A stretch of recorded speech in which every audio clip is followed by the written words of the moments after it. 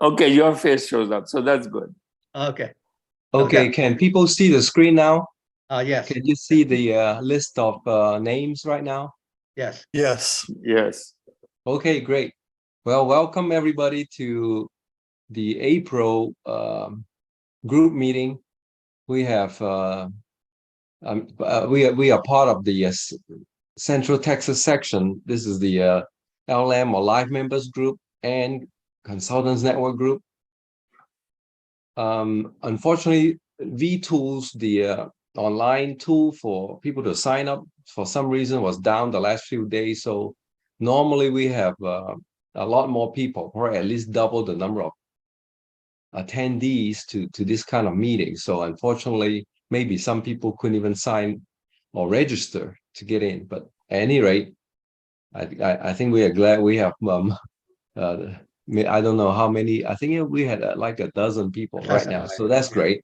Yeah. Okay. Anyway, the screen you see right now is the live members group for CTS, and these are the slate of officers from Bill Martino, the chair, Tom Grimm, the vice chair, Bill, also the treasurer, Clyde Springen, the secretary, Kai, the program manager, John Purvis, the webmaster, and Dennis Ferguson in communications.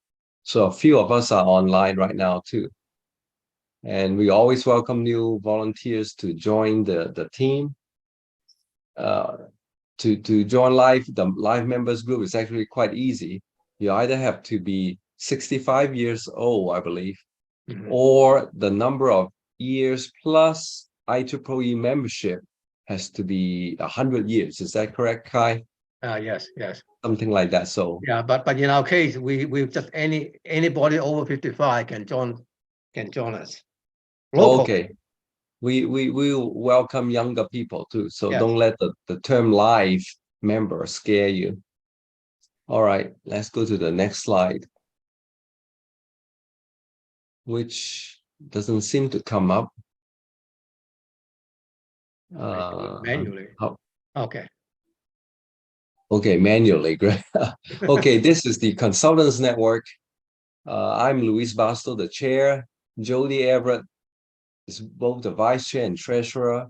Bill Martino, the secretary. Kai is also our program manager, and we have Sergio Lieberman as a member at large. We do have an opening for webmaster. So if any of you would like or is interested or know someone who would like to step in, please let me know or let one of us know via email and whatnot. Okay, so tonight we have just 1 second here. You have a typo there. Distinguished speaker here. The topic for our talk tonight is a normative model for decision making by Karl Arunski. He is the IEEE Thames VP of Education. I'm not sure how long he has been at that position. Maybe he can chime in later. So this is sponsored by the Live Member and Consultant Network groups, as I mentioned before, plus a number of other Region 5 Live Member groups, which we are part of Region 5. So a little quick the introduction of Karl. He is a retired systems engineer and director of engineering and mission assurance in the defense industry. He developed and taught graduate level systems engineering management courses at SMU in Dallas. He's a graduate of the United States Military Academy at West Point and held a MSEE degree from Washington University in St. Louis. And currently he's the vice chair or vice president of education for the IEEE Engineering, Technology and Engineering Management Society. So with this, I will turn to Karl, unless Kai have some other comments he wants to add. No, actually, I have a little comment because of V2 problem. We have some announcement that went out. I'm not sure if you guys saw it or not. On May the 4th, That's the first day. We'll have a field trip to the wildflower center in the South Austin. You go down Mopac, maybe 10 miles from downtown. So we're going to meet on May 4, 9:30, and we'll pay for the admission fee, the line member group. And we do 1 hour tour, then we may have a dozen or not, or we may, if enough people, we may ask the center to give us a technical talk. But at this point, I cannot see how many people sign up. So send me an email. You want to go there? So meet there at 9:40, 9:30, and in the front gate, the entry area, I'll buy the ticket. Then we go in at there's a 10 o'clock tour. So around 11, we'll finish tour. Then we will, but you have to buy your lunch, and then we may find someone to give a talk about plan or some project that UT is doing in that site. And maybe just kind of introduction of the line member. Around the world, we're about 10 regions. Totally, we're about 3,700 members. The actual member like 400,000. We are almost 9% of the total population. In the Austin area, we're about close to 500, maybe 450 to 500, kind of depends on the time of the year.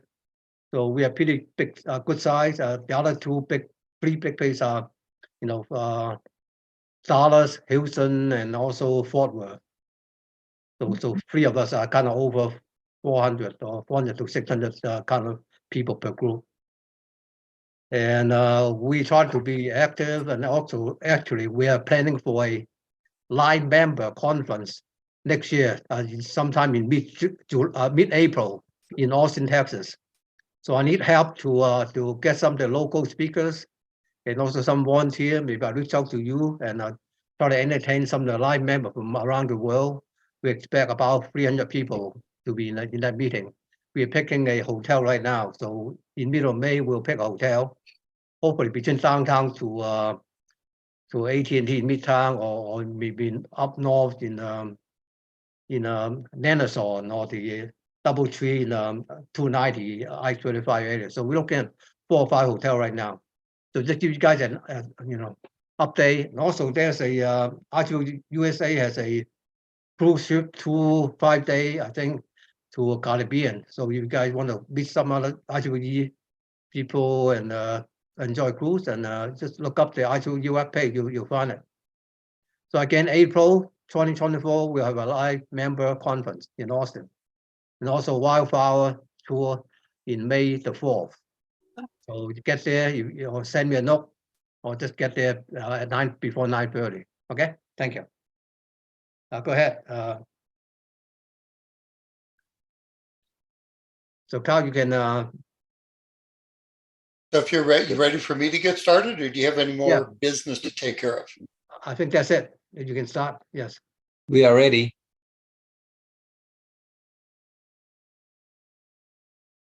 All right. We'll get. I'll kid around a little bit. I'll say I'm just going to sit in for my twin brother Kurt. Okay. Okay. About that. But anyway, thanks for letting me have this talk. This is just a little excerpt from a graduate course in leadership that I've taught at SMU for about 20 years. So I chose this one because this is kind of a timely topic, because let's just take, for example,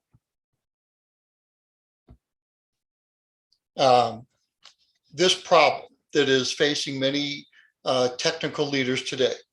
So as recently as last month, here is this article that talked about Elon Musk, okay, who we currently a resident of Austin right now.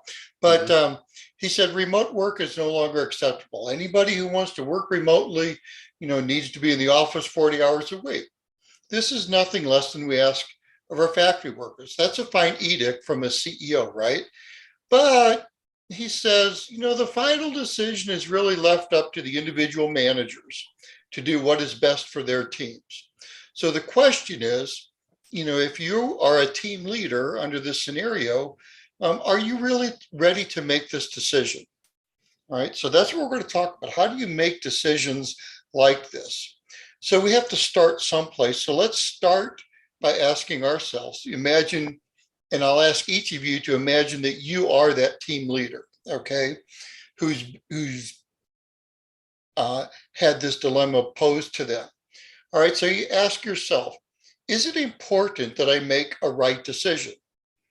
Okay, but the question is, how do we define what is right? Okay, it seems like a simple yes or no question, but ask yourself, how would you define what is right? All right, secondly, let's ask this question. Is it important that the team accept the decision? All right, so if I mandate that all my team members come into the office, is it important that they accept that or not? Are they going to walk out on me? Are they going to come in begrudgingly into the office? And so when we ask this question of ourselves, we have to think both in the short term and in the long term, all right? Because as leaders, oftentimes we make short-term decisions that hurt us in the long run. All right, so here's a spoiler alert. I'm not going to tell you whether you should or should not bring your team into the office. What I'm going to suggest to you, and what this model does for us, is it doesn't give us the answer, but it talks about how we make the decision in terms of what it takes to satisfy both making the right decision, if making a right decision is on the table, and getting the followers to buy into the decision, if that's important in and of itself. So what are your choices in terms of how you make this decision? You can just decide, right? Which is a very autocratic way to make the decision. I'm not going to talk to anybody. I'm going to think about it, and boom, all my people come in, or nobody comes in, or maybe some come in. On the other hand, maybe I'm not too sure. Maybe I should talk to the team. Maybe I should take a vote among the team. And so you can imagine in the decision-making process, one at the end of the spectrum is fast, right? But I could be wrong. On the other hand, it could be slower, but maybe there could be a lot of conflict among people in terms of what's right and wrong in this scenario. And then kind of in the middle, can I sort of be autocratic and sort of be democratic at the same time? And at the same time, what are the team's preferences, both in terms of how the decision is made and what the final decision is? So this is what we're going to do. We're going to set this up in a way that we can make a decision. All right, so this particular model walks through 8 questions that we should ask ourselves as a leader in making this decision. And if you want to go through this exercise with me, grab a pencil and paper and write down the codes and write down your answer to each question as we go through. It'll be either a high or low factor or a yes or no question. And so visualize your situation. And I've given you a scenario. So many of us older folks who are retired, we're not actually working, but harken back to your days as a team leader, or if you were advising a team leader, what do you imagine that team leader's answers to these questions would be? So first we start off with the QR, quality requirement. Is there a quality requirement? How important is the quality of the decision? I won't answer that for you. You answer it for yourself, for your situation. Secondly, you ask yourself, is there a commitment required? How important is it that the team is committed to the decision? And I use an example in class for a firefighter, for example. All right. Firefighters have to make good decisions, right? But if you look at the followers in a firefighting situation, in an emergency situation, it's not really important that somebody that a firefighter is going to save from a burning building, that they buy into the decision, right? He's not going to sit there and talk to the victim, if you will, about the decision. They're going to make the decision, and they're going to grab him by the scruff of the neck and haul him out of the building, whether they like it or not. So it can go both ways. And so you decide for your team whether their commitment is required. Then we might ask ourselves this question, the LI decision. Do you, the leader, do you have sufficient information to make a good decision? And so here you have to ask yourself, what is the body of information that I need to make this decision? All right, both from the company standpoint, from my follower standpoint, from my customer standpoint. So you have to think of all the stakeholders' points of view as you answer this question. Next question, is the problem well structured or not? In other words, is the problem well defined? Is it clearly stated? Is it organized? Does it lend itself to a solution? And is it time limited? In other words, did Elon Musk say, I have to make this decision by Friday? Is there no time limit on it at all? Again, this is going to vary according to each person's situation. So hopefully you're starting to get a feel for maybe there is no right answer here. But you have to hearken back to the criteria that we talked about to begin with. We want to make a good decision, but we want people to buy into the decision. So there's a lot of variability in terms of how this decision can be made. So let's move forward to a commitment probability. So if you made the decision yourself as a leader, would the team be committed to the decision? So, this edict comes down from Elon Musk or your CEO or your department director, you're the team leader. What if you just made the decision without talking to anybody else? Without sharing with people on your team, without talking to other team leaders, without maybe talking to your inner circle on the team about it. So ask yourself, if you made the decision by yourself, would the team be committed to it? Another question that's really important, and I think this is important in almost all situations, but in this case, ask yourself, does your team share the organizational goals to be attained in solving this problem? So you think about Elon Musk and why he mandated that people come back to the office. And in a sense, he hinted at his thinking. He said, hey, look, our factory workers, our hourly workers, they don't have any choice. They have to come into the office, into the factory every day in order to do their job.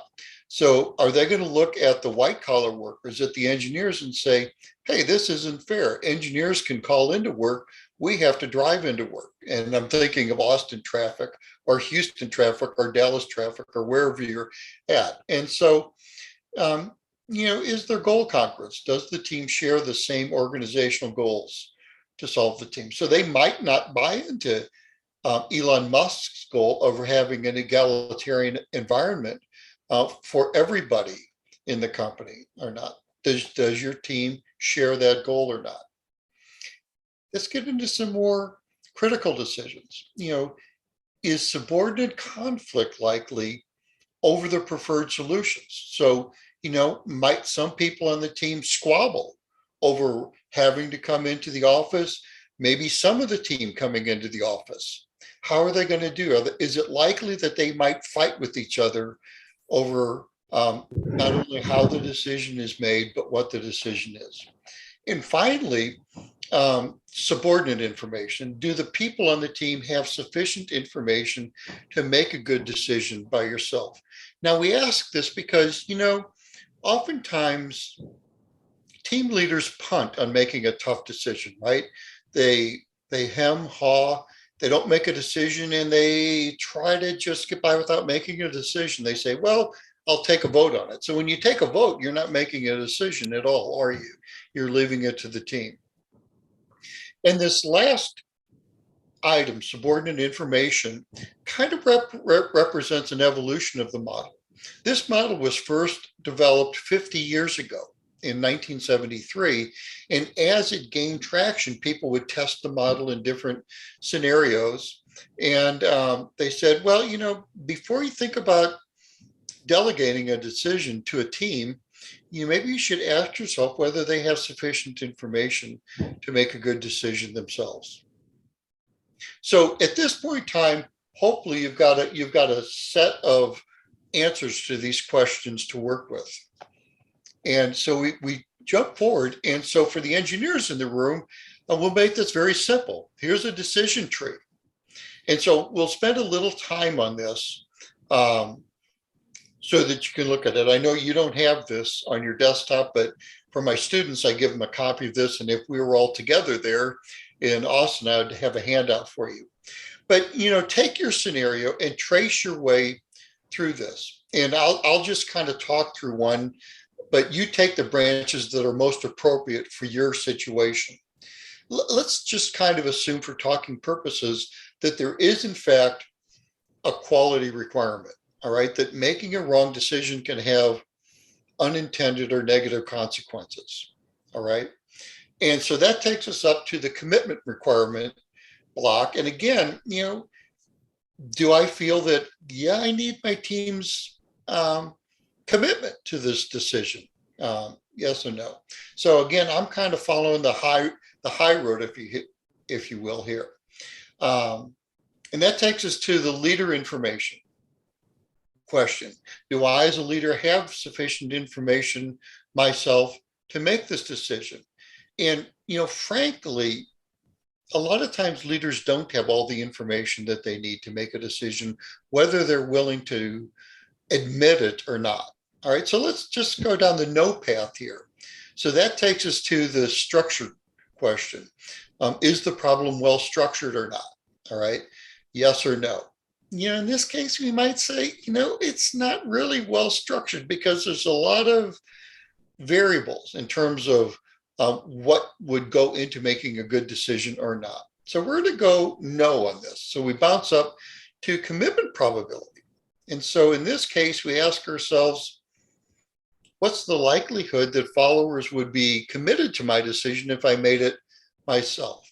Now, if it's likely that they would be committed to it by myself, that takes the yes, and that goes straight to one style, C2, all right? But if it's no, then I ask myself, do my followers share the same goals in making the decision that I do, all right? So again, we kind of get a yes or no answer there. If it's no, then again, I'm going to go to the C2 and I'll explain these decision-making processes in a minute. So all you have to do is write down, you know, when we're done this, you're going to write down A1, A2, C1, C2, or G2 when you're done. So again, I'm following my own scenario on this. So from goal congruence, I'll say, yeah, you know, my followers all share the same goals as I. In other words, I have a good, solid team. We all buy into our company's ethics, our company's culture, and so forth. And then finally, I have to ask myself, do my subordinates have sufficient information to make the decision themselves? If no, I'm going to go up to C2. If yes, I'm going to go down to G2. So given that, let me pause for a minute, see if anybody has any questions or so forth before we go to the decoder ring.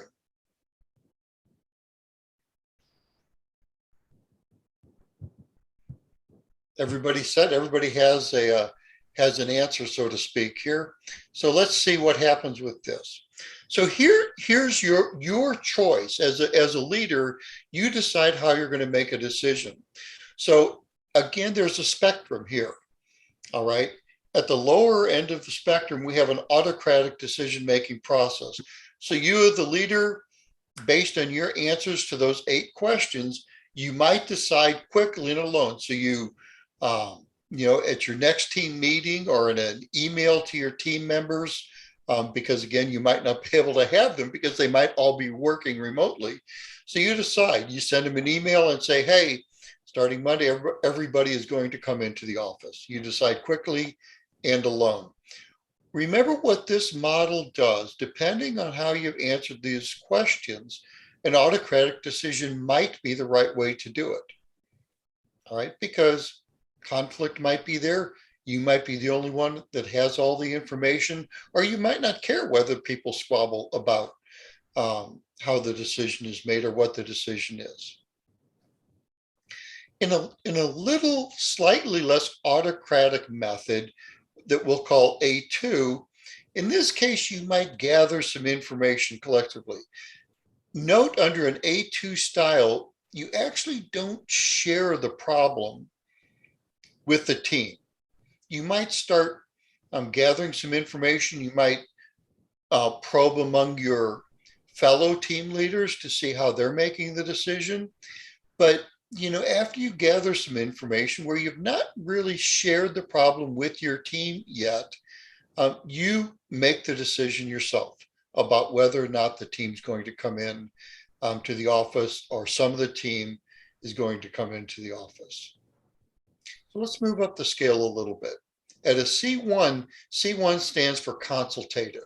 So consultative means we're going to consult with some of the team members. So here it comes in handy if you have an inner circle on your team. And I know as a director of engineering, a director of mission assurance, I had certain members on my leadership team that were more experienced, more aligned with my way of thinking, that I would draw them in and I would talk to them one-on-one, talk to them about the problem, the decision that I have to make, and get their opinions. Ask them, are there any other factors that I should decide? Ask them if they were in my shoes, how might they decide?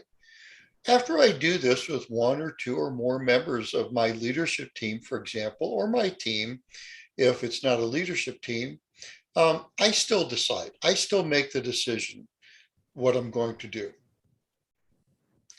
In a little more forthright manner, in a C2, in this case, what I do is I bring the team together and I say, hey, look, team, here's the edict that's come down from leadership in the corporation. They've said, hey, look, we're going to terminate remote work, but we're going to leave it to the team to decide the extent to which or whether or not they terminate remote work, and whether they mandate that everybody comes into the office, they mandate that some people come into the office, whether they make a hybrid decision. So we discussed the decision. We highlight it, and as a team leader, I might, so to speak, keep my powder dry. I might not tip my hand, because you all know, you're experienced, that oftentimes if a leader tips their hand in terms of what they're inclined to do, then people will kind of line up with that leader's decision. So they might not get a true, honest discussion among the team. But if you've done a good job of facilitating the discussion, you've not indicated to the team what you think the right answer is, but you decide alone. And finally, if all the stars align properly, the most democratic way of doing this is delegating. So in this case, what you do as a team leader, you bring the team in, you have the same discussion that you had in the consultative 2 mode, but in this case, you simply let the team decide. So you might take a vote, because imagine if there's not going to be a lot of conflict among the team, if the followers have sufficient information to make a decision themselves, then you let them make the decision. All right, and you stand by and you accept their decision. So you can see the spectrum, and it's interesting what this model tells us as a leader, that, in 4 times out of 5, you, the leader, really need to make a decision yourself. And only under a certain set of circumstances can you really delegate the decision to your team. And this is interesting to do to especially young team leaders. When I taught this in a graduate program at SMU in Dallas, students are really kind of surprised, because oftentimes what I've found, students really want team leaders to delegate to to them, decision making. In other words, they want to be empowered by the team leader to make decisions. So delegating G2 is really very much about empowering your team. So am I going to empower my team to make this decision or any decision in general? So empowerment is a real buzzword nowadays in terms of leading teams. But what this model informs us is that if we're going to empower a team, we have to take a lot of steps as a team leader to empower that team, to make sure that there's not going to be conflict, that they're going to buy into it, that we know what the criteria for a good decision is. So really, I'm going to get off the stage here with some key insights into this. So, if you're unsure of an answer to a question, you've noticed that it doesn't take long. So what you do is simply answer a question both ways, right? If you're unsure about whether you have sufficient information yourself, answer the LI question, yes or no, and then follow the model through to the end and retrace it and see if the model advises you to make the decision in a different way. If you prefer a style, all right, suppose you are autocratic by nature. You like to make a quick decision and move on, right or wrong, all right? Then in that case, look at that style at the right-hand portion of the screen and work backwards. And note that you need to answer the questions in the right way. So you need to establish the right conditions for your leadership style. So if you like to delegate decision-making, make sure that your team members have sufficient information. Make sure that their goals are aligned with your goals. Make sure that there's a high probability that that they will be committed to the decision once it's made. And note, this is kind of interesting, that the commitment probability only comes into play if there's a high commitment requirement. So if you look at and decipher the code, you'll see that only if commitment is required do we care whether there's commitment probability or not. All right. So you work back, and what you see, and what I like about this model is it gives me a lot of options. It gives me something to reflect on as the team leader in terms of how I make this decision. And finally, let me just point out that, this model works at home too. When you look at the myriad of decisions that a parent or a partner has to make about how much latitude to give our children, to give our teenagers, what our kids wear to school today, what they eat for supper tonight, what they watch on TV, what movies they're allowed to go to, the extent to which they are given freedom. This helps, okay, in parenting, because now we can stand back and look at whether our 5-year-old or 10-year-old or 16-year-old is capable of making a decision on their own or not. And if we want to grow them, then we can look at ourselves as parents or partners and see whether or not we're really enabling our children to make the right kind of decisions. So with that, let me just pause for a minute and see if you have any questions. I saw something popped up and I see some time ago, Paramez asked, how should we determine who the leader is? Good question. All right. Think back to Elon Musk's decision to begin with, where he edicted that people should come back into the office, but then he caveated his decision, right, by delegating to the team leaders. All right. When it comes to a team leader, I'm using the team leader term kind of loosely because we think of the team leader as that person who is appointed by the organization to lead a team. But we all know that the teams have informal leaders, because oftentimes the team leader isn't the most skilled person on the team. All right. You might have a technical fellow, a really skilled, highly skilled software engineer that the young engineers kind of look to for direction. So we might have a team leader who has the position of team leader, but then you might have an informal team leader who people on the team trust in terms of their wisdom, their insight, their caring for the people on the team, their experience in making decisions. So, the question is, how should we determine the team leader? You look at an organization, you look at the department manager or the program manager or the vice president, and they can walk through this model to determine who the team leader is. So Barham, I'll challenge you to walk through the model as a vice president or a department manager or a director and ask yourself, how should you make that decision about who the team leader is?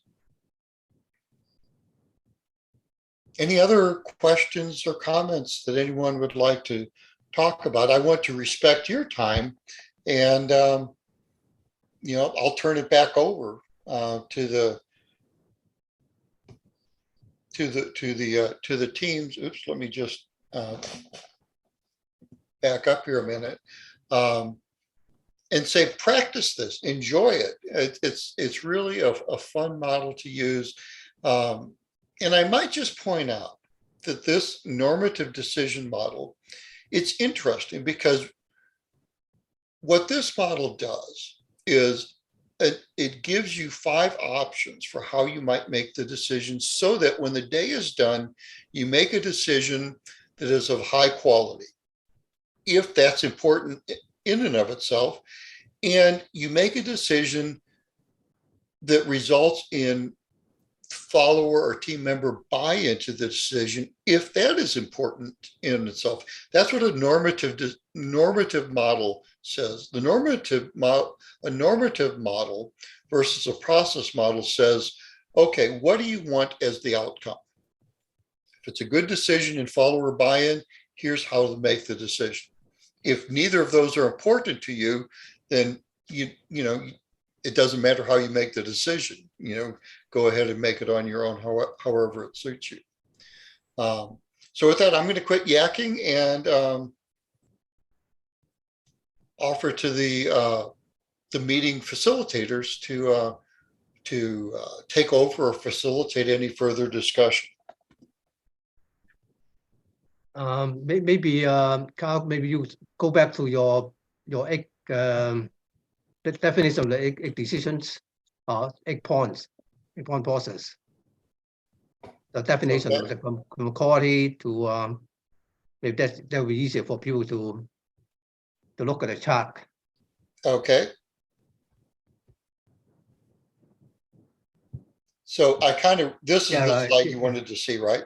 Right. Yeah, this is the one. Yeah. Yeah. So this is a lot. All right. So, and there's this isn't proprietary. The interesting thing is this model has been out there for 50 years, as of 2023. Yeah. And I posed the question rhetorically, how many of you have seen this model in your career? I have not. So that's why I'm interested to find out who started these 8 steps. Yeah. So, if you Google a normative decision model, it's out there. It's been out there for 50 years. Wow. It's out there in Wikipedia. This is one of what I will call 6 contingency theories or models of leadership. And a contingency theory says that a leader's actions, in this case, a leader's decision style, depends on the situation. It depends on the leader himself or herself in terms of what they bring to the table. It depends on what the followers bring to the table, and it depends on the situation. So, your corporation might be highly bureaucratic. They might have a lot of policies in terms of how decisions are made, a lot of expectations of their leaders. So you look at that interactional framework of leadership. the follower, the leader, and the situation.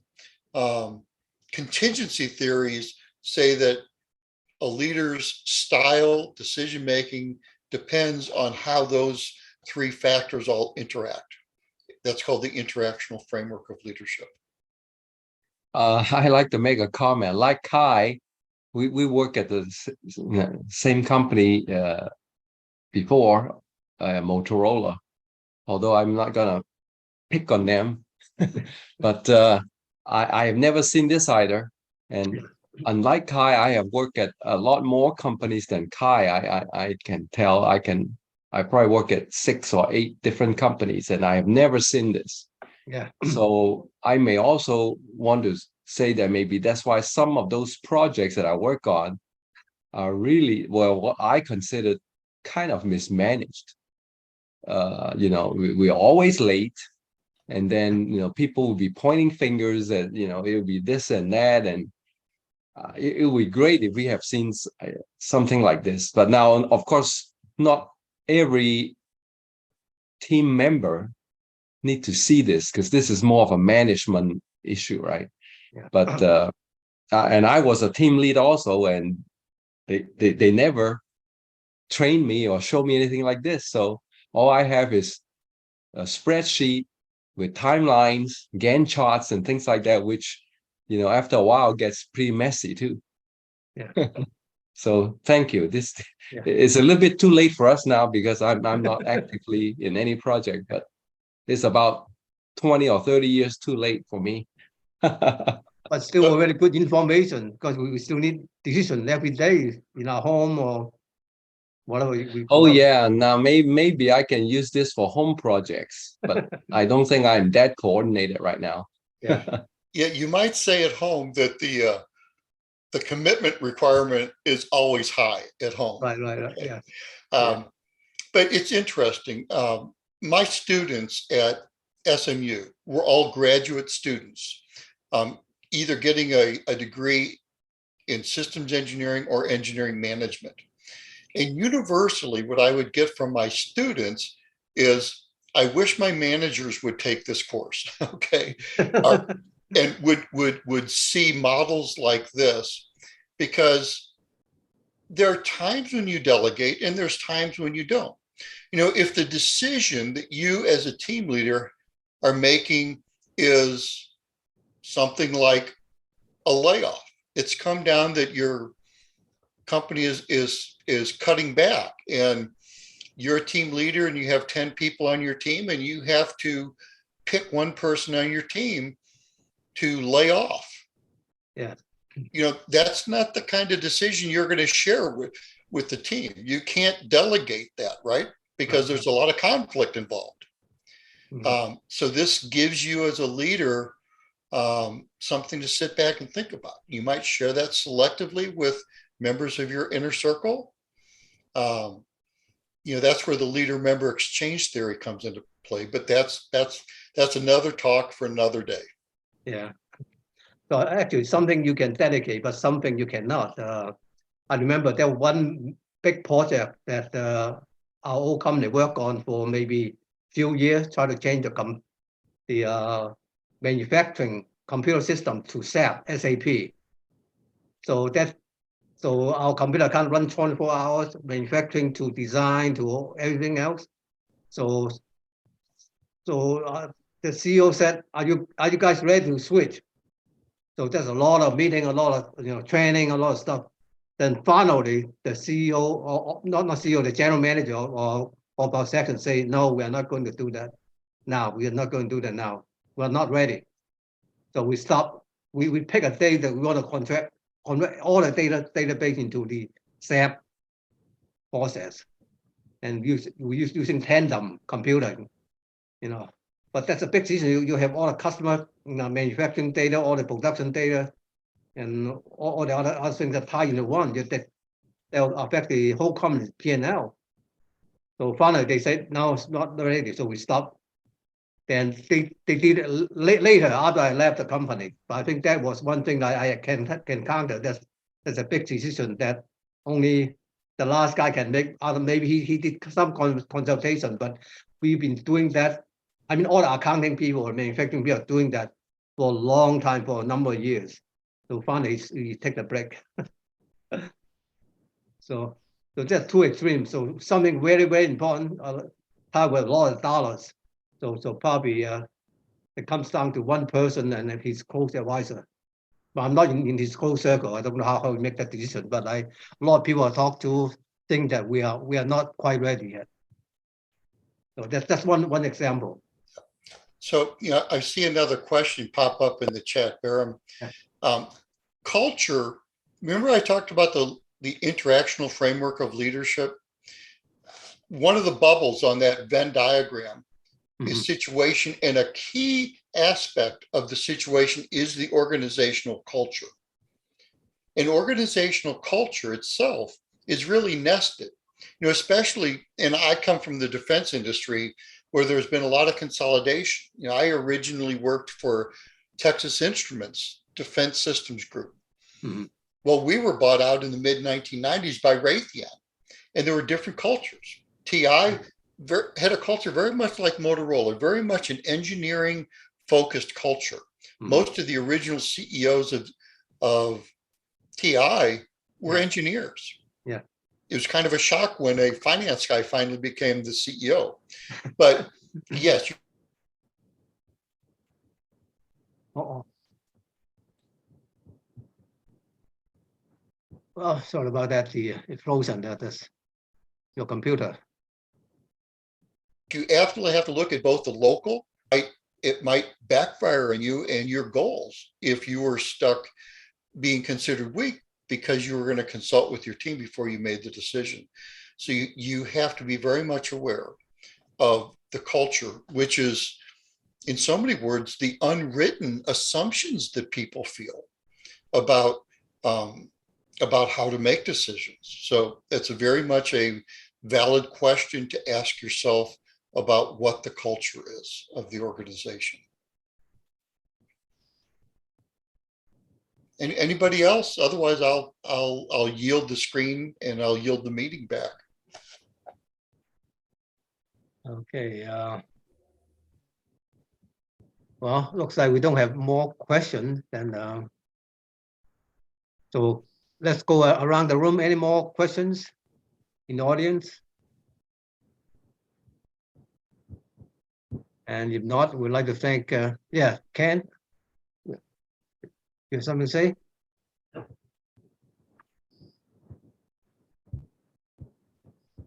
Richard raised his hand. Okay, go ahead. I wanted to say it was very interesting to see this. I have had the privilege of working for a number of good managers who clearly internalized this in an intuitive way and chose across this spectrum of decision styles based on situation. And this is nice to see a model of how that can work. So, Richard, that's interesting because if you dig back into how this model was developed, Victor Vroom, who originally developed it, thought about, look, we want to make good decisions and we want people to buy into it. So they went back and investigated how people made good decisions.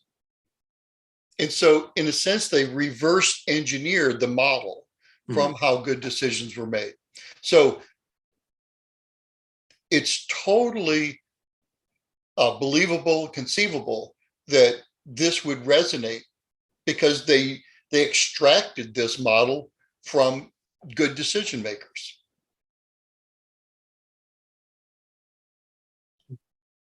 And just one other comment, which is, as you pointed out, the organizational structure affects how the managers make decisions. And so again, I was lucky enough to progress from small organizations to larger ones, so the culture was less conforming. It's tough. My son is a computer security engineer, and he worked for small companies. I mean, companies with 3 or 4 or 5 people, all the way up to Dell. All right, and as his small companies grew, he watched his buddies have to transform and become more structured, more focused on the bottom line. Leslie has a question. Leslie is Hi, a Carol. student I'm- of leadership, I know, so I'm not surprised she would have questions. Yeah, I thought your instructions or your talk was very useful. And I just wanted to point out that there are times when no matter how large or small your company is, you have to make an instant decision. And that's like when there's a fire. When there's a fire, you don't wait to have a discussion about it or something, so emergency things always require instant leadership decision-making. And, but I really like your Model. slides, and I wondered if we could get a copy of them. Yeah, please send a copy to me and I will post it in the webpage. Carl?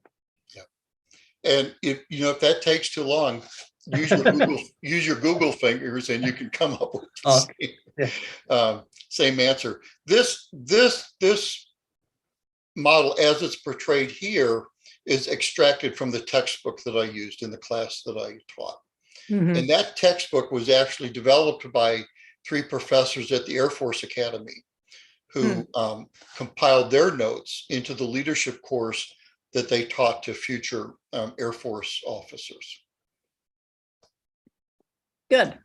Well, it was excellent. Thank you so much, Carl. All right, Yeah. thank you for the feedback.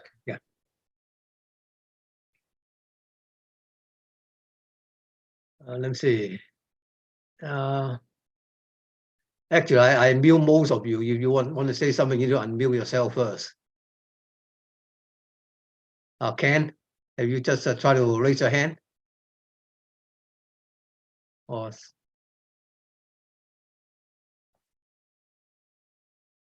all right. So if there's no more questions, then let's thank Carl for a great talk tonight, and everybody have a good evening. All right, give my My hand. pleasure. My pleasure. All right. So actually, remember last time when we sit in the